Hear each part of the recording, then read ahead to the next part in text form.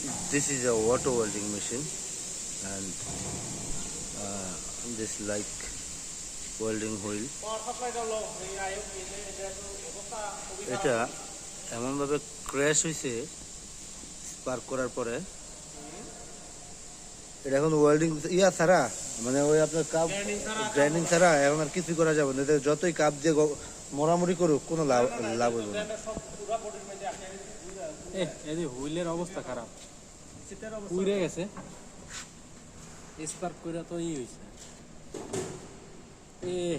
পুড়ছে এটা ওই যে ইয়ার আছে তোমার ড্রামের যে বডিটা, পুরো বডিটা এটার সাথে একবারে আটকে গেছে, অনেক পুরো আটকে গেছে। এই জায়গা থেকে মানে এদিকে বেশি, কিছু কিছু জায়গায় বেশি, এই জায়গায় পুরো লাগিয়ে দিয়েছে। এটা গ্রাইন্ডিং করতে হবে, গ্রাইন্ডিং করা ছাড়া কোনো কাজ হবে না। গ্রাইন্ডিং ছাড়া আর উপায় নেই, কোনো কাজ হবে না, এটা গ্রাইন্ডিং করতে হবে। এটা আপনার ইলেকট্রিক স্পার্ক করতে পারে খুব বেশি করে, পরে তো বাইরে গেছে, বাইরের পর তো বন্ধ, পরে যেগুলো লাগিয়ে গেছে।